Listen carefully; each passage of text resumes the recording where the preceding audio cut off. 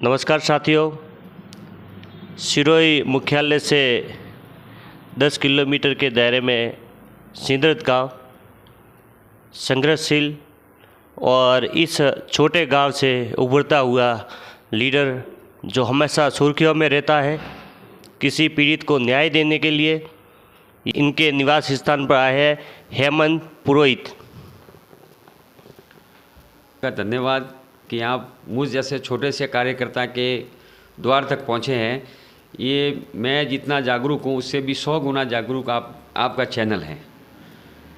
तो हमेशा वीडियो के माध्यम से और लोगों के जुबानी से सुना है कि आपने आंदोलन ज़्यादा किए हैं और इन आंदोलन से क्या आपको कोई लाभ मिला?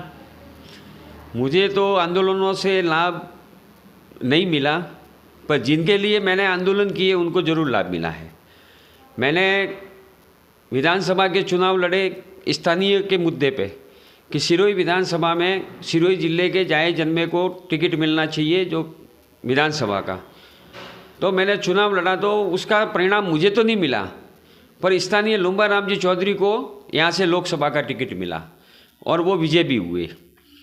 जैसे कई सारे मुद्दे हैं, हॉस्पिटल के मुद्दे हैं, अवैध बजरी खनन के मुद्दे हैं, बॉर्डर पे तस्करी के मुद्दे हैं, झोला साहब डॉक्टरों के मुद्दे हैं, शिक्षा विभाग के अंदर जो कमियां हैं, स्कूलों में अध्यापक नहीं हैं, ये मुद्दे हैं। चिकित्सा विभाग में हॉस्पिटलों में डॉक्टर होते हुए भी लोगों के इलाज नहीं है, रेफर का हॉस्पिटल बना हुआ है। अभी आपने 2 दिन पहले ये सोशल मीडिया पर वीडियो देखा होगा कि डॉक्टर सो रहा था और एक पेशेंट बाबा रामदेव जा रहा था, वो बीमार हुआ, उसको हॉस्पिटल ले गए तो डॉक्टर ने खाली पट्टी करके उसको रेफ़र कर दिया। पालमपुर जाते ही एक ड्रिप और एक इंजेक्शन में वो पेशेंट ठीक हुआ, 10,000 रुपये का उसके खर्चा लगा और डॉक्टर अंदर जाके सो गया। तो ये जो चिकित्सा व्यवस्था जो बिगड़ी हुई है सिरोही की, जो ये रेफर हॉस्पिटल बना हुआ है, डॉक्टर सिर्फ पैसे ले रहे हैं, जो इलाज नहीं कर रहे हैं। तो इन सब मुद्दों को लेकर अगर जनता के लिए मैं बोलता हूँ तो मुझे व्यक्तिगत या मेरे परिवार को फ़ायदे हो या नहीं हो, आम जनता को इससे फ़ायदे होने चाहिए। संगठन से आप जुड़े थे, बीजेपी के पूर्व युवा अध्यक्ष रह चुके हैं, तो वर्तमान में आपके पास कोई पद है या आप पद लेने के लिए जयपुर भी गए थे, क्या ये बात सही है? नहीं, मैं जयपुर पद लेने के लिए ना गया हूँ। चुनाव के बाद में एक बार भी जयपुर नहीं गया हूँ।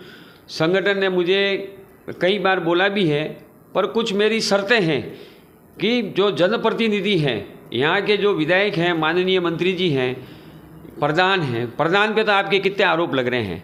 पंचायत समिति का लोकल प्रधान होते हुए भी प्रधान पे इतने घोर अपराध ये आरोप लग रहे हैं कि सीसी रोड के 15%, 10%, 20%, मतलब एक दुकानदारी, सिरोही पंचायत समिति सिरोही एक दुकानदारी है और वो दुकानदारी के रूप में एक व्यापारी के रूप में प्रधान काम कर रहा है। तो ये सारी शर्तें हमने रखी है कि जनता की सेवा के लिए आपको लोगों ने वोट दिए, आपको दुकानदारी के लिए नहीं दिए हैं। ये सारी शर्तें मंजूर होगी और संगठन बड़ा होता है, भारतीय जनता पार्टी का संगठन बड़ा है। जब भी संगठन निर्णय करेगा उस समय देखा जाएगा, पर फिलहाल पूरा सिरोही शहर आप देख लो खुदा हुआ पड़ा है। सिरोही शहर में आधे में सिरोही शहर में पानी नहीं आ रहा है, नालियाँ खुदी पड़ी हैं, LNT का काम हो नहीं रहा है, काम नहीं हो रहा है, लोग परेशान हैं क्योंकि सारे रोड खुदे हुए पड़े हैं। तो ये सारे जब तक काम नहीं होंगे, सिरोही शहर के अंदर मंत्री जी आयुक्त नहीं लगा पाए हैं, SI नहीं लगा पाए हैं, AN JN नहीं लगा पाए हैं, तो ये सारी जो समस्या है उन समस्याओं का जब तक निराकरण नहीं होगा तब तक तो संघर्ष करेंगे और आवाज़ को बुलंद करते रहेंगे। पिछले विधानसभा में आपने चुनाव लड़ा था और आपके ऊपर आरोप भी लगे थे कि आपको पूर्व विधायक संयम लोढ़ा के इशारों पर आपने चुनाव लड़ा था, तो क्या ये बात सही है? भारतीय जनता पार्टी के नेताओं का काम है आरोप लगाना। आरोप नहीं थे जब स्थानीय का, आज मीडिया अगर सिरोही का बोल रहा है, आज सिरोही के स्थानीय लोग बोलते हैं कि हमारा होना चाहिए, स्थानीय होना चाहिए, वार्ड बस हमारे वार्ड का होना चाहिए, पार्षद हमारे वार्ड का होना चाहिए, चेयरमैन हमारे सिरोही शहर।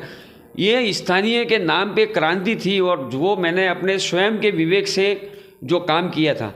आरोप उनके लगे थे, वो उनके लगाए हुए आरोप उनके पास है, पर मैं मुझे संयम जी लोढ़ा ने खड़ा नहीं किया, मैं खुद के विवेक से, क्योंकि भारतीय जनता पार्टी के अंदर तारा भंडारी के बाद में ताराजी भंडारी यहाँ चुनाव लड़ी थी। ताराजी भंडारी के बाद में ओटाराम जी देवासी निरंतर चुनाव लड़ते रहे और मैंने कहीं देवासी समाज का विरोध नहीं किया।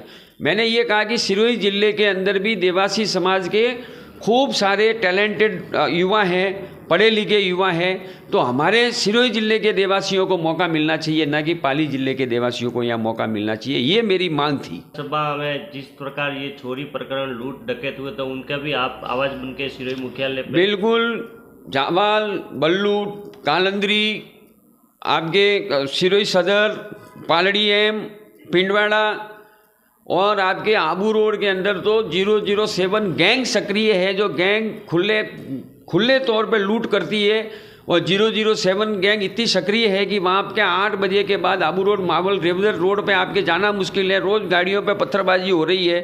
तो यहाँ पे जो पुलिस की जो व्यवस्था बिगड़ी हुई है, तो मनोरा के भी लोगों ने आंदोलन किया था, मनकेश्वर महादेव, और वहाँ पे 15 दिन के अंदर 4 घरों में ताले टूटे। तो उन्होंने आंदोलन किया तो पुलिस ने लाठियाँ चलाई थी। जो न्याय मांगने गए थे उनके लाठियाँ चलाई थी। उनके अगर पक्ष में मुझे बोलना पड़े या किसी पीड़ित के पक्ष में बोलना पड़े तो ये मेरा दायित्व है और मैं हमेशा बोलता रहूँगा। 15 अगस्त के दिन हम सब इस त्यौहार को मना रहे थे, राष्ट्रीय पर्व मना रहे थे। उस दिन दलित छात्रा की रोड पर जो दुर्घटना हुई, उसमें आप रोड पर जाम करके बैठे थे। बिल्कुल। वो हमारे गांव की बच्ची थी, 6 वर्ष की। 8 महीने पहले उस बच्ची के पिता और एक बहन की मृत्यु दुर्घटना में हुई थी। 8 महीने बाद उस बच्ची की मौत हुई, एक्सीडेंट में हुई। पुलिस 1.5 घंटे बाद में पहुंची, एसडीएम साहब 2-2.5 घंटे बाद में पहुंचे। हमने ये मांग रखी थी कि पहले भी उसके पिता और बहन की मौत हुई थी, उसमें मुख्यमंत्री सहायता कोष से उसको 1 रुपया फूटी कौड़ी दी नहीं गई। और हमने उसी मुद्दे को लेकर हम बैठे थे कि इस बच्ची को न्याय मिलना चाहिए, मुख्यमंत्री सहायता कोष से उसको पैसा मिलना चाहिए। माननीय एसडीएम महोदय पधारे और उन्होंने आश्वासन दिया, पर आज उस बात को भी करीबन 20 दिन हो गए, आज तक उनको 1 रुपया नहीं मिला। जिस प्रकार आपने झोला साहब टीम हकीम है उनके खिलाफ मुहिम चलाई है, तो क्या साठगांठ उनकी आपसे संपर्क हुआ कि नहीं हुआ, या आपसे कोई पैसे की लेन देन कोई बात हुई? इसके लिए आप सिरोही में लैब है, उन पर क्या भ्रष्टाचार के आरोप भी लग रहे हैं, तो क्या ये बात सही है? बहुत ही बढ़िया मुद्दा आपने मुझसे पूछा है, तो मैं आपको इसके बहुत ये शानदार मुद्दा है। हर गांव के अंदर झोला साहब डॉक्टर बैठे हुए हैं। प्रत्येक गांव में 2-3 झोला साहब डॉक्टर बैठे हुए हैं। 20 CMHO का काम मात्र इतना है कि उन झोला साहब डॉक्टरों से उगाही कैसे की जावे। हर एक झोला साहब डॉक्टर 5,000 से लगा के 70,000 तक महीने की भर्ती देता है। सिरोही के अंदर एक झोला साहब डॉक्टर बैठा हुआ है। एक अवैध हॉस्पिटल है जो महीने के करीबन 1,00,000-1.5 लाख रुपए CMHO को या 20 CMHO को पैसा देते हैं। पूरे सिरोही जिले के अंदर कोई भी ऐसा गांव नहीं है जहां झोला साहब डॉक्टर नहीं है। CMHO द्वारा या BS CMHO द्वारा जो कार्रवाई की जा रही है, अभी विगत 2-3 महीनों में 5-6 कार्रवाई हुई है और सैकड़ों की संख्या में यहाँ झोला साहब डॉक्टर बैठे हैं। 5,000 रुपया उनको देना ही देना है। गांवों के अंदर जितने मेडिकल खुल गए, उन मेडिकलों पे मेडिकल वाले ट्रीटमेंट कर रहे हैं, वो मेडिकल वाले कमीशन दे रहे हैं, झोला साहब डॉक्टर कमीशन दे रहे हैं। सिरोही हेडक्वार्टर पे मेडिकल कॉलेज के अंदर डॉक्टर कमीशन दे रहे हैं। यहाँ पे सिरोही के अंदर जो कमीशन का खेल जो खेला जा रहा है, यहाँ पे किसी के नाम से जो टैक्स लिया जा रहा है वो बहुत ही लार्ज स्केल पे लिया जा रहा है। सिरोही के अंदर जितने भी लैब हैं, आपके खून जांच केंद्र है, वो सारे अवैध हैं। एक भी लैब के अंदर पैथोलॉजी डॉक्टर नहीं है, सारी अवैध जांच की जा रही है और दिन के लाखों रुपए की लूट सिरोही की जनता लूटी जा रही है। यहाँ पे कोई बोलने वाला नहीं है। अगर कोई बोलता है तो उसे दबाया जाता है या कहीं ना कहीं झूठे मुकदमों में उसको फंसाया जाता है। जिस प्रकार आपने टैक्स की बात की, तो सिरोही में एक विक्रम टैक्स भी नाम चर्चित है, तो क्या विक्रम टैक्स ये हर तरफ चल रहा है? विक्रम टैक्स जैसे कि केंद्र सरकार की GST है, GST देनी जरूरी है, ऐसे ही सिरोही के अंदर विक्रम टैक्स देना जरूरी है, ऐसा सुनने में आ रहा है। और जो भ्रष्टाचार, मैं आपको बताऊं, माननीय ओटाराम जी देवासी पंचायती राज मंत्री हैं। गांवों के अंदर सफाई के ठेके हुए, जैसे सिंदरत के अंदर 23 लाख रुपए का ठेका है सिंदरत ग्राम पंचायत का। कालंदरी ग्राम पंचायत का देखो जो तो 40 लाख के करीब होगा। जावाल का देखा जाए तो 50 लाख के करीब होगा। रोज़ गलियों की सफाई करनी है, नालियों की सफाई करनी है। कोई पशु मर जाए तो उसे ज़मीन में गाड़ना है, कुत्ता मर जाए तो उसको ज़मीन में गाड़ना है। कहीं पर भी कोई काम नहीं होता। पहले ट्रैक्टर कचरा लेने डेली आपको कचरा संग्रह करना है। कचरा संग्रह करने के बाद उस कचरे के लिए आपको एक स्थान तय करना है। किसी भी गांव में ये व्यवस्था नहीं है। ये टैक्स के नाम पे खाली लूट मची हुई है। जो प्रशासक जो सरपंच बने हुए हैं उन सरपंचों के भी कोई लेना देना नहीं है। सिर्फ आते हैं किसी गांव के बस स्टैंड पे 2-4 लोग आएंगे, झाड़ू लगाएंगे और निकल जाएंगे। गाँवों में यूँ की यूँ गंदी पछड़ी पड़ी है। अभी बारिश का मौसम है, आपके कई गांवों के अंदर आप जाओगे तो ऐसी गलियां हैं कि आपको चलने के लिए भी वहाँ पे बहुत मुश्किल हो जाएगी। तो ये टैक्स नहीं तो और क्या है। अगर टैक्स नहीं होता तो माननीय मंत्री जी के प्रभार का जो काम है वो तो सही ढंग से कम उनके क्षेत्र में तो होना ही चाहिए था, बाकी वो हो नहीं रहा है।